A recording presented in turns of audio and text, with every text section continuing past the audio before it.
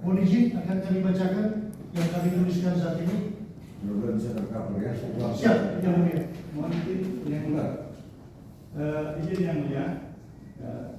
Kemarin kan kuasa hukum pemohon mengajukan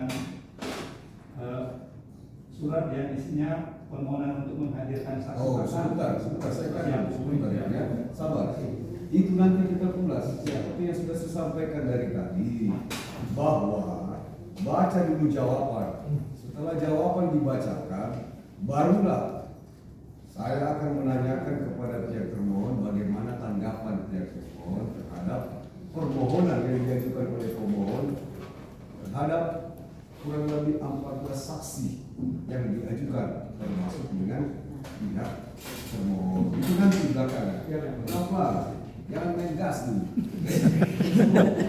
Semua pasti perhatian. Ya? Jangan khawatir. Karena setelah kalau saya memimpin persidangan, sebelum saya tutup sidang, mana saya kasih kesempatan lagi. Apa masih ada yang mau disampaikan para pihak? Mana tahu ada kelupaan kan? Kalau sudah tidak ada, baru saya tutup. Itulah prosedur kami bersidang. Ya? Jadi jangan khawatir, semua pasti akan diberikan. Baik, jadi kita sudah dengar penyampaian dari pihak kuasa pemohon yang menyatakan bahwa pihak pemohon hari ini juga akan mengajukan replik secara lisan. Ya, Yang Mulia. Ada 6 poin. Ada 6 poin, Yang Baik, Mulia. diberikan kesempatan. Terima kasih Yang Mulia. Replik lisan pemohon mohon dicatat di dalam berita acara persidangan. Terima kasih Yang Mulia atas waktu dan kesempatannya. Yang pertama, kami kuasa hukum pemohon menolak setegas-tegasnya keseluruhan jawaban termohon tanpa terkecuali. Kedua, bahwa ketika laporan polisi model A yang dibuat oleh anggota termohon dengan dugaan tindak pidana tipikor pada tanggal 12 November 2024, pada saat itu estimasi kerugian negara belum ada. Tiga, bahwa begitu pula terbukti demi hukum, termohon sama sekali tidak melakukan penyelidikan karena pada tanggal 13 November 2024 termohon langsung menerbitkan surat perintah penyidikan dan terbukti pula demi hukum pada saat diterbitkannya surat perintah penyidikan demi hukum.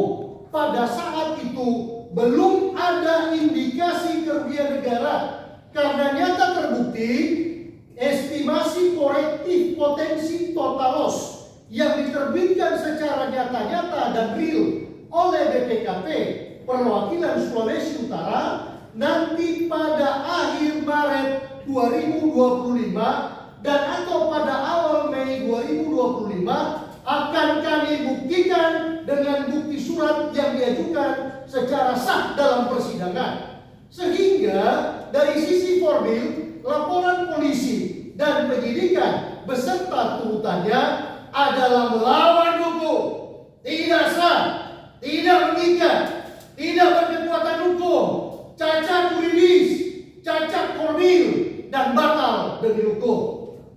4. Bahwa dengan dikembalikannya berkas perkara pemohon oleh Kejaksaan Tinggi Sulawesi Utara dengan internal dikenal P18 dan P19 memberikan arti yuridis bahwasanya kelengkapan formil dan material dari termohon belum memenuhi syarat dan adapun hal tersebut sangat konform dengan materi pra peradilan dari pemohon. Kelima, bahwa pemohon menolak sekeras-kerasnya poin 3 halaman 2 berikut angka 4 halaman 88 yang menyatakan bahwasanya termohon telah melakukan penyelidikan nomor titik 2 SP lidik garing 141 garing angka Romawi 10 garing res titik 3 titik 5 garing 2024 garing di Reskrimsus tanggal 30 Oktober 2024 dan surat perintah tugas penyelidikan nomor titik 2 SP titik gas garing 357 garing angka Romawi 10 garing res titik 3 titik 5 garing 2024 garing di Reskrimsus tanggal 30 Oktober 2024 Sebab dasar penyelidikan tersebut tertanggal 30 Oktober 2024 jelas-jelas melawan hukum. Sebab dasar penyelidikan dari termohon tersebut sama sekali tidak didasarkan pada laporan polisi sebagaimana menjadi syarat mutlak yang ditentukan di dalam pasal 5 ayat 1 Peraturan Kapolri nomor 6 tahun 2019 tentang penyidikan tindak pidana, dikutip sesuai teks asli berbunyi sebagai berikut. Penyelidikan dilakukan berdasarkan A. Laporan polisi dan atau pengaduan. B. Surat perintah penyelidikan.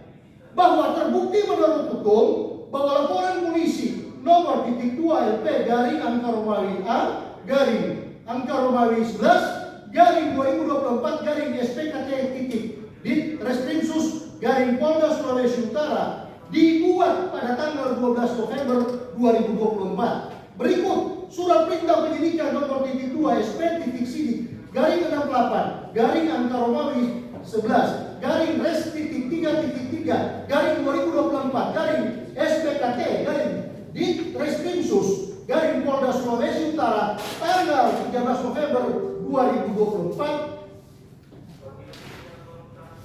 bahwa semua surat-surat yang diterbitkan oleh termohon sama sekali tidak pernah dituangkan di dalam surat-surat termohon, bahwasanya termasuk juga surat-surat penyidikan, surat-surat panggilan, surat-surat penahanan, bahkan semua surat-surat sama sekali tidak pernah mencantumkan adanya laporan informasi.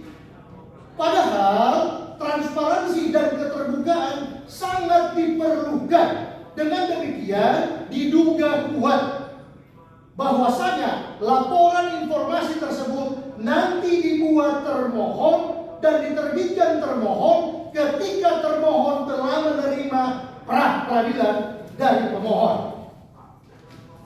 Bahwa dengan melawan hukumnya termohon melakukan penyelidikan tanggal 30 Oktober 2024 yang sama sekali tidak didasarkan pada laporan polisi, padahal bahwasanya perkara tindak pidana korupsi baik yang dilakukan oleh KPK, oleh Kejaksaan Agung Republik Indonesia maupun yang dilakukan oleh Bareskrim Mabes Polri selalu mencantumkan surat-surat produk hukum apapun termasuk laporan informasi sehingga adanya transparansi penegakan hukum. Tetapi justru sebaliknya, termohon sangat tertutup dan bekerja seolah-olah pekerjaannya itu hanya konsumsi pribadi saja. Padahal perkara ini adalah perkara publik yang menyangkut mengenai marwah tegaknya wibawa gereja Masehi Injili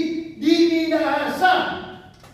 Oleh karenanya, kami kuasa hukum pemohon akan mempertimbangkan untuk mengajukan laporan kode etik dan profesi secara langsung terhadap termohon kepada Kapolri, Wakapolri, Irwasim Polri, Kabareskrim Polri, Kadif Propam Polri, Karopamindang Polri, dan Komisi Kepolisian Nasional Republik Indonesia.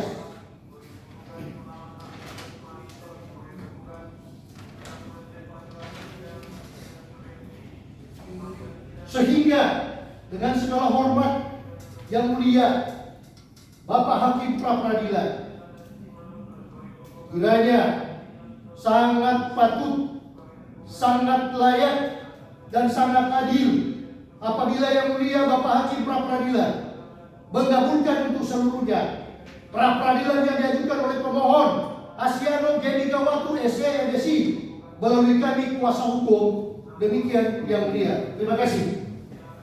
Ada tambahan yang mulia? Ada tambahan?